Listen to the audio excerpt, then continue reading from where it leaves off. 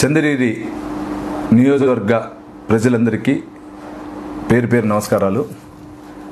మీరు నిన్న సాయంత్రం నుంచి చూస్తున్నటువంటి చెవిరెడ్డి కుటుంబం డ్రామాలు తెలుసు మీకు. ఈరోజు ఉదయం కుటుంబ సభ్యులు పాత్రికేయ విలేకరులతో మాట్లాడుతున్న మాటలు కూడా మీరు చూస్తుంటారు.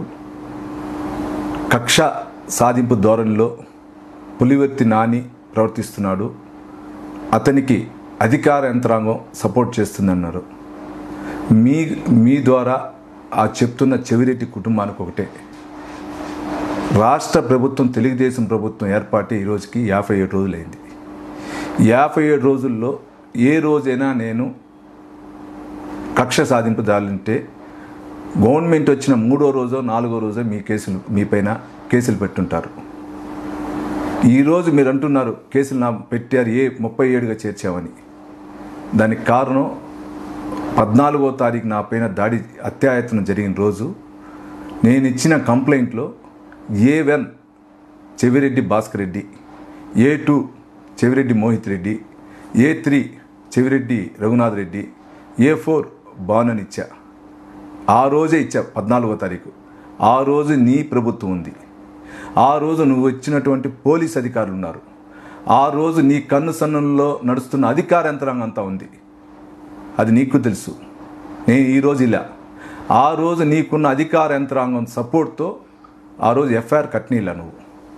ఈరోజు మీరు అంటున్నారు 37 కానీ ఆ ఎఫ్ఐఆర్ నేను ఇచ్చినటువంటి కేసుకు సంబంధించిన దీంట్లో చూస్తే ఎవరి పేర్లు ఇచ్చానో అందరికీ తెలుసు, మీకు కూడా తెలుసు ఆ విషయం. 24 గంటలు తప్పుడు సమాచారాలు, తప్పుడు మాట్లాడేదే ఆ కుటుంబం, మీ కుటుంబం. ఆ ప్రవర్తన మానుకోండి.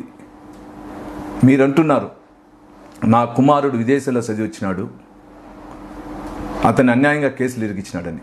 విదేశాల్లో చదివి వచ్చిన ఒక వ్యక్తి పైన నువ్వు కానీ నీ కుమారుడు కానీ నీ తమ్ముడు కానీ హత్య చేయాలని ఉందా? అంటే హత్య చేసే అంత స్థాయి ఉన్న వ్యక్తి విదేశాల్లో చదివితే కూడా వదిలేయాలని ఉందా? ఆలోచించు భాస్కర్ రెడ్డి గారు. ఈరోజు మీరు అంటున్నారు నేను ప్రజల పక్కన ప్రభుత్వం పైన పోరాటానికి సిద్ధం, దేనికైనా సిద్ధం అని. భాస్కర్ రెడ్డి గారు, పోరాటాలకి నేను ఎప్పుడు భయపడను. నేను ఏ విధంగా పోరాటం చేసే ఈరోజు నేను ఈ ఎమ్మెల్యే స్థాయికి వచ్చా. ప్రజల పక్షాన దేనికైనా పోరాడతా. ఈ 57 రోజులు నేను నా యొక్క అధికారాన్ని అడ్డం పెట్టుకుని నేను పోరాడలా. ప్రజల కోసం, ప్రజల సేవ కోసం పోరాడా. ప్రజలకు కావాల్సినటువంటి అవసరాల కోసం, ప్రజలకు కావాల్సిన మౌలిక వసతుల కోసం పోరాడుతున్నాను తప్పించి అధికార యంత్రాంగం తిరుగుతున్నాను కానీ నా స్వయం దీనిపైన ఎప్పుడు తిరగల. నువ్వైతే ఈ 57 రోజులు ఎత్తుకున్నా నీ కుటుంబం, నీ కొడుకు కోసం పోరాడుతున్నావు కేసుల నుంచి తప్పించుకునేదానికి. నువ్వు ఈరోజు అంటున్నావు నీ కొడుకు కోసం ఈరోజు రోడ్డుకు వచ్చావు. అన్యాయంగా 6 మందిని, సంబంధం లేని వ్యక్తిని ఆ రోజున్న పోలీసు అధికారులు కేసులు పెట్టారు. అంత జగమెరిగిన సత్యం. ముఖ్యంగా చంద్రగిరి నియోజకవర్గం కానీ చంద్రగిరి నియోజకవర్గం ఆడుకున్నటువంటి తిరుపతి నియోజకవర్గం ప్రజలకు అందరికీ తెలుసు. వారి కోసం ఎందుకు నువ్వు పోరాడలా? వారి కోసం పోరాడుంటే నువ్వు నిజాయితీపరుడు అనుకుంటావు. ఆ రోజు ఎందుకు నువ్వు పోరాడలా? అంటే నీ కొడుకు, నీ కుటుంబానికి ఒక ఆదరణ, బయట వ్యక్తులకు తప్పుడు కేసులు పెట్టిన వాళ్ళకి ఒక ఆదరణ. ఆలోచించు భాస్కర్ రెడ్డి. నువ్వు మీ చంద్రగిరి నియోజకవర్గం ప్రజల తరపున, మీడియా ప్రతినిధుల తరపున ప్రతినిధులందరికీ పేరు పేరున విన్నపం, నేను ఎక్కడ కానీ కక్ష సాధింపు పోను. కక్ష సాధింపు అంటే నా దగ్గర ఇంకా 2 బలమైన కేసులు ఉంది.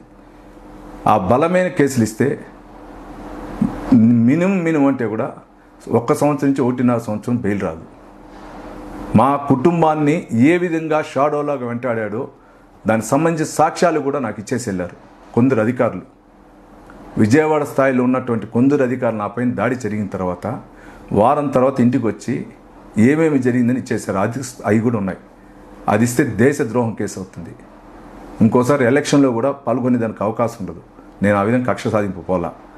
గుర్తుపెట్టుకోవాలి భాస్కర్ రెడ్డి గారు. మీరు ఏదో డ్రామాలాడి ప్రజలను మప్పి పొందాలంటే కాదు.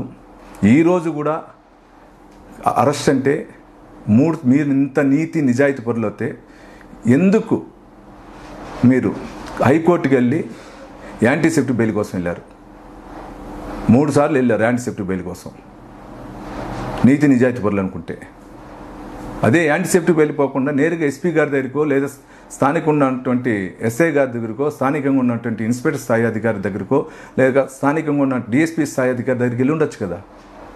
ఎందుకు వెళ్ళా మీరు? దీన్ని బట్టి మీ నీతి నిజాయితీ మీకు అర్థమవుతుంది ప్రజలందరికీ.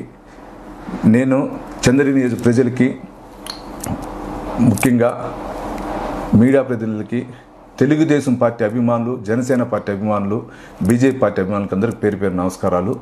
ఒకటే చెప్పదలుచుకున్నా, నేను ఎక్కడ కానీ కక్ష సాధింపు పోవట్లా.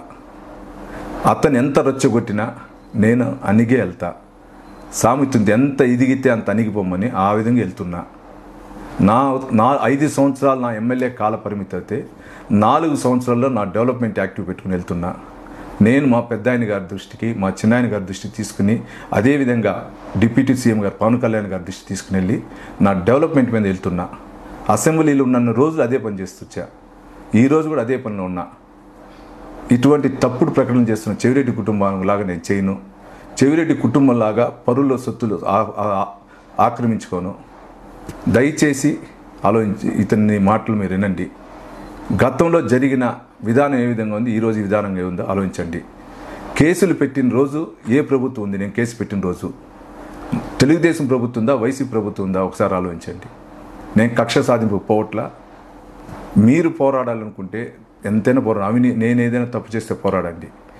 అది విధంగా లేకుండా మా పెద్ద ఆయన చంద్రబాబు నాయుడు గారిని విమర్శిస్తే మటుకు నేను ఊరుకోను. నన్ను విమర్శించు, మా పెద్ద ఆయన గారిని, మా చిన్నాయన గారిని కానీ, అదేవిధంగా తెలుగుదేశం పార్టీ కుటుంబ సభ్యులను కానీ, జనసేన పార్టీ కుటుంబ సభ్యులను కానీ, బీజేపీ పార్టీ కుటుంబ సభ్యులు కానీ విమర్శిస్తే నేను ఊరుకోను. నేను దానికంటే ఎక్కువ పోరాటం ఉన్నా. చాలా సాక్ష్యాలు ఉన్నాయి, మీకు చెప్తున్నా, చాలా సాక్ష్యాలు. ఒకటి కాదు. 2019 నుంచి 24 జూన్ 3వ తేదీ వరకు, 4వ తేదీ కౌంటింగ్ అంటే 2వ తేదీ వరకు మీరు చేసిన దానికి అన్నిటికీ సాక్ష్యాలు ఉన్నాయి. పోతే కక్ష సాధింపు ఆ విధంగా వెళ్తే అది వేరవుతుంది.